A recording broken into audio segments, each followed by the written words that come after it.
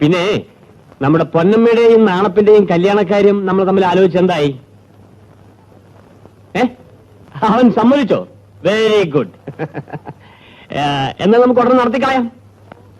Okay okay. ആ നാണപ്പൻ ചെറുക്കന്റെ കൈ വല്ല കാശോ ചക്രം ഉണ്ടോ സാറേ? പിന്നെ കാശില്ലാതിരിക്കുമോ?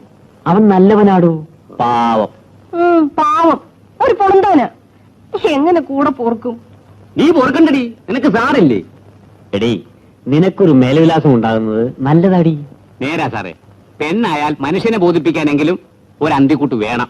നാണപ്പനല്ലാതെ വേറെ ആരും നിന്നെ താലി കെട്ടിയാലും നമുക്ക് ഇതുപോലെ കയ്യാൻ ഒക്കിലടി. അത് പറഞ്ഞാൽ ഇവളുടെ തലയെ കേറത്തില്ല സാറേ. എടീ പൊന്നമ്മേ, കതിർമണ്ഡപത്തിൽ കേറുന്നതിന് മുമ്പേ എനിക്ക് ദക്ഷിണ തരണം. അതിന് അവള് തന്നെ തരണോ? ഞാൻ തന്നാലും പോരെ? സാറ് തന്നാലും അവള് തന്നാലും കാശ് സാറിന്റെ തന്നെയല്ലേ. അന്ന് എനിക്ക് വയറ് നിറച്ച് ഡിപ്ലിക്കോസ് അടിക്കണം സാറേ. എന്റെ ഒരു ആശയാ. ഇത് നാണപ്പിന് കല്യാണത്തിന് എടുക്കാനുള്ള മുണ്ടും ഷർട്ടുമാണ്. ഇത് അവൾക്ക് സാരി. കൊച്ചമ്മ ഡ്രസ് തന്നു, അങ്ങനെ കുറെ രൂപയും തന്നു. പക്ഷേ ഈ കാർ എന്റെ കല്യാണത്തിന് തരുമെന്ന് ഞാൻ വിചാരിച്ചില്ല. ഞാൻ പറഞ്ഞിട്ടാ തന്നത്. ബില്ല് മാറി കിട്ടിയിരുന്നെങ്കിൽ കല്യാണമേ ഇവിടെ വെച്ച് നടത്തുമായിരുന്നു.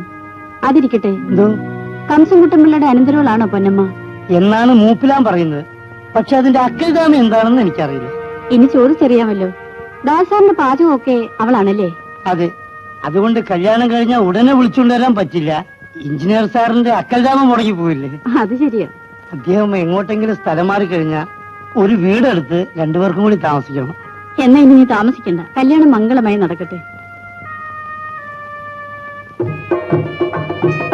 കല്യാണം കഴിഞ്ഞ് അമ്പലത്തിൽ നിന്ന് ഞങ്ങൾ നേരെ ഇങ്ങോട്ട് വരുള്ളൂ. അങ്ങുന്നതിന്റെയും കൊച്ചമ്മയുടെ അനുഗ്രഹം വാങ്ങിക്കാതെ ഞങ്ങൾ വേറെ ഒരു അക്കൽദാമയ്ക്കും പോയില്ല.